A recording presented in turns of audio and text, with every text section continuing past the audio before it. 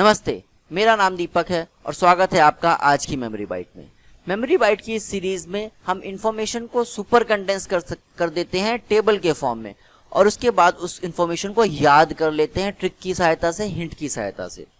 अभी ये हिस्ट्री का 18वां वीडियो चल रहा है। आज तीसरे दिन या 18वां वीडियो अपलोड हो गया। इस तरह से फास्ट स्पीड में चलकर हम 60 दिन में यूपी पीसीएस क्लियर करने का, यूपी पीसीएस का प्री एग्जाम क्लियर करने का टारगेट कर रहे हैं।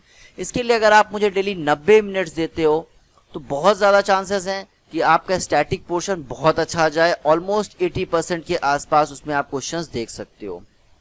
पिछले वीडियोस में हमने क्या किया था, हमने आधुनिक भारत की कुछ संस्थाएं करी थी, उनके संस्थापक करे थे और किस वर्ष में वो बनी वो किया था। आज हम क्या करेंगे, उनमें से कुछ संस्थाएं जो धार्मिक संस्थाएं हैं सिर्फ उनको देखेंगे और उनके सिर्फ क्रोनोलॉजी को करेंगे। क्यों करेंगे, कहाँ से करेंगे, ये चीज़ ज़्यादा समझ में आएगा जब हम टेबल देखेंगे। तो चलो टेबल पर मूव करते हैं। तो ये देखो, ये रही टेबल हमारी जिसमें हमने धार्मिक संस्थाओं को लिख लिया, religious institutions of modern India. इसमें हमने 9 संस्थाओं को लिख लिया है जो आधुनिक भारत में स्थापित की गई थी। इनको हम ऑलरेडी याद कर चुके हैं पीछे के वीडियोस में, तो इस बार हम अलग से क्यों कर रहे हैं। देखो, एक चीज को समझो, जैसे मान लो मैट्रिक्स मेथड समझते हो, मैट्रिक्स क्या होती है, मैट्रिक्स अभी बना देता हूं। तो ये देखो, एक छोटी सी मैट्रिक्स या ग्रिड बना दी मैंने।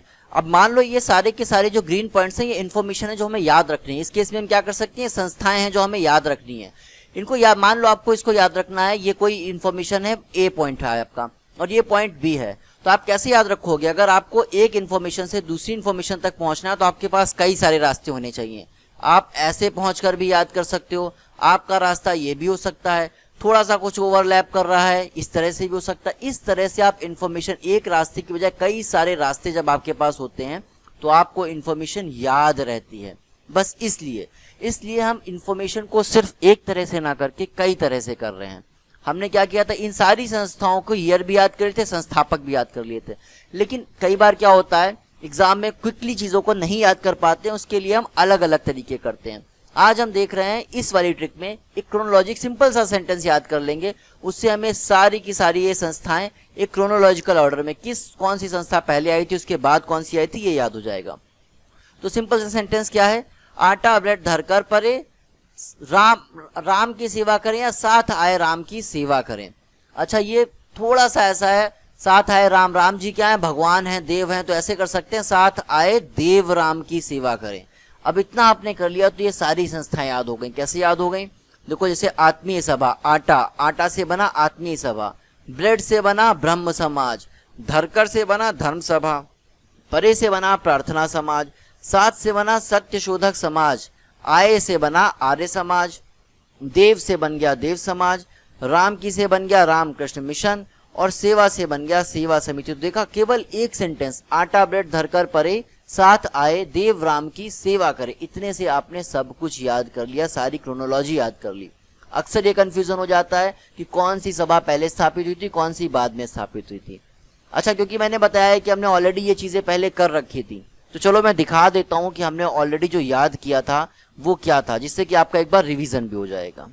ये देखो, जिन्होंने उस वीडियो को देखा था उनको ये ट्रिक सारी की सारी ऑलरेडी याद होंगी, जिनको नहीं याद आ रही हैं वो भी एक बार देख लो, रिवाइज हो जाएगा। तो हमने क्रोनोलॉजी क्या बनाई थी, आटा ब्रेड धरकर परे, साथ आए देव राम की सेवा करें।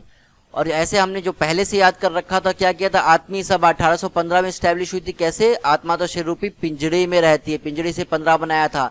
इसके संस्थापक बोला था राजा राम मोहन राय हैं। कैसे किया था कि आत्मीय जो होता है वो तो मन का राजा होता है, उसने मन को मोह लिया होता है, ऐसा कहते हैं ना कि तुम्हारा मोहन है, इस तरह से किया था। ऐसे ही ब्रह्म समाज 1828 में किया था। कैसा किया था कि जिसको ब्रह्म सत्य हो ज्ञान हो गया, वो क्या की, इस अट्टहास की से 28 हो गया था और राजा राम मोहन राय इसके संस्थापक हैं। ये कैसे किया था कि सब कुछ ब्रह्म है, मेरी राय में तो ब्रह्म समाज के लिए क्या कहते हैं, सब मेरी राय में तो सब कुछ ब्रह्म है, मेरी राय क्या है, मेरी राय में सब कुछ ब्रह्म है, चाहे राजा हो, चाहे मोहन हो, चाहे राम हो, सब ब्रह्म है मेरी राय में, ऐसे किया था।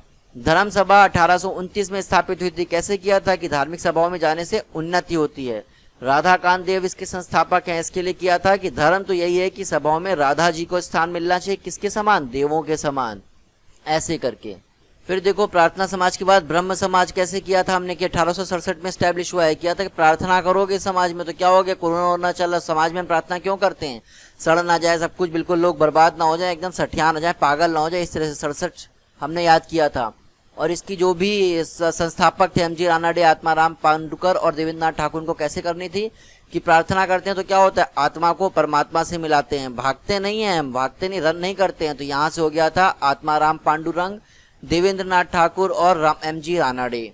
इसी तरह से सत्य शोधक समाज कैसे किया था 1873 में, कि सत्य का शोध करना है तो तेरी हाँ में हाँ मत करना, तेरी हाँ से इतर, तेरी हाँ से इतर 73, तेरी हाँ से इतर, तेरी हाँ 73। ऐसे ही ज्योतिबा फूले इसके संस्थापक थे, कैसे किया था कि सत्य का शोध करना है तो क्या उसकी तो ज्योति ही एकदम अलग दिखाई देती है। फिर किया आर्य समाज। आर्य समाज 1875 में कैसे किया था कि आर्य क्या है, बहुत दम्भ होता है उनको कि हम बहुत आर्य हैं टाइप के, हम आर्य पुत्र हैं इस तरह के, बाकी सब हट पीछे, हम आर्य हैं, हम सबसे आगे, बाकी सब हट पीछे। और इसके संस्थापक दयानंद सरस्वती कैसे किए थे कि आर्य क्या होते हैं, खुद को बोलते हैं कि हम सबके स्वामी हैं और क्या दया दिखाते हैं, दया दिखाते से दयानंद सरस्वती। उसके बाद आया था देव समाज। देव समाज कैसे किया था कि 1887 ईस्वी में इसकी स्थापना हुई थी। देवों के समाज हमने कहा था कि सबसे पहले देख लो, अच्छा 1887 में स्थापना हुई, पहले यही देख लो। तो हमने क्या था कि देवों के समाज में सत्ता क्या होगी, सत्ता से किसके पास, देवों के हाथ में होगी। सत्ता से हमने कहा था कि सत्ता की बात जब आएगी तो हम कहेंगे सत्ता सी बात है, सत्ता की बात है, सत्ता सी। और देव समाज की स्थापना संस्थापक के लिए हमने क्या किया था कि देव समाज में तो त्रिदेव होंगे, ब्रह्मा विष्णु महेश। तो ये देखो विष्णु और महेश, ब्रह्मा विष्णु महेश में ये आ गए यहाँ पे शिव नारायण अग्निहोत्री, ऐसे याद कर लिया था कि देव हैं शिव नारायण, इनसे कर लिया था। इसके बाद रामकृष्ण मिशन, ये 1897 में। तो हमने क्या कहा था कि राम और कृष्ण के नाम से हमको सताओ मत, कि जय श्री राम बोलो, जय श्री कृष्णा बोलो, बिल्कुल नारा लगाओ, ऐसे सता ना आवे, ऐसे किया था हमने। जब देखो नारा लगाने को बोल रहे हैं। इनके संस्थापक स्वामी विवेकानंद थे, कैसे किया था कि राम और कृष्ण आपके मिशन के लिए जितने आवश्यक हैं उतने ही आवश्यक है कि आप अपने विवेक का भी इस्तेमाल करें। उसके बाद सेवा समिति हमने कैसे किया था कि सेवा करनी है, सेवा अगर करनी है तो क्या करो, एक चाय पिला दो, एक चाय पिला दो, ये हमारी सेवा है। तो 1914 ऐसे हमने याद किया था। बाकी इसके संस्थापक के थे हृदयनाथ कुंजरू। कैसे किया था कि सेवा करनी है तो समान भाव से सबको करो, सबका समान भाव मतलब अपने हृदय लगाओ सबके लिए समान भाव से। सेवा समिति हृदयनाथ कुंजरू।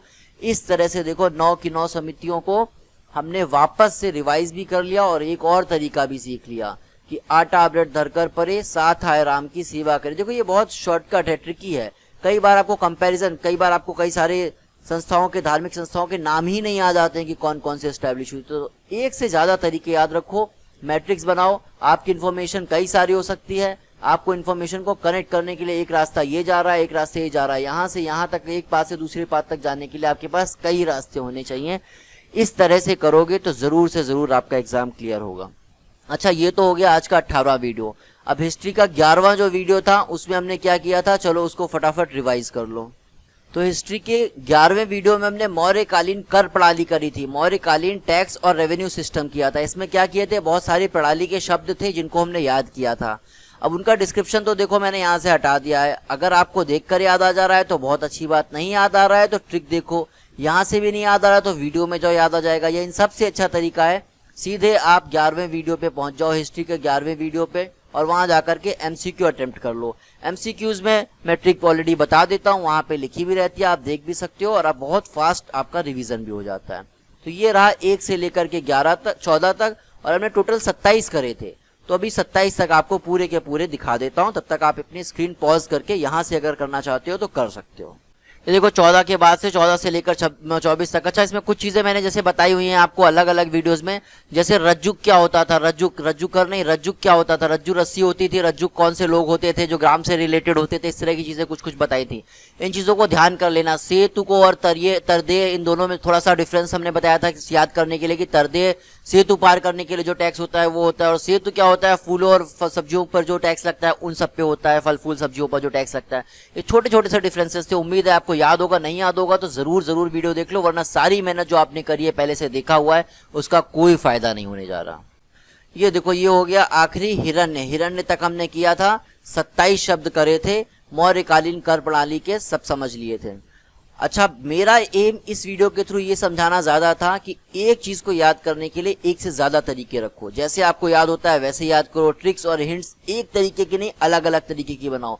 अगर आपको एक बार में कई सेंटेंस से एक सारी चीजें याद हो रही हैं वो भी करो, वर्ड टू वर्ड को रिलेशन हो रहा है वो भी करो। बेसिकली क्या है, आपके पास कई सारे नोट्स हैं, कई सारी इन्फॉर्मेशन है। अगर आपको एक जगह पे पहुंचना है इन्फॉर्मेशन, तो एक ही तरीके एक रास्ता नहीं होता है, एक से ज्यादा रास्ते हैं। दूसरे रास्ते के थ्रू होके पहुंचोगे, आपके दिमाग की, ब्रेन की सेल्स इन्फॉर्मेशन को बेटर रिसीव करेंगे। साइंटिफिक तरीके बता रहा हूँ, इस तरह से आप कहीं पे भी रिसर्च करोगे मेमोरी टेक्निक्स का, आपको पता चलेगा ये चीजें बहुत इफेक्टिव होती हैं। एग्जाम क्लियर करना है तो इस तरह की चीजें करो, रिवीजन पे फोकस करो।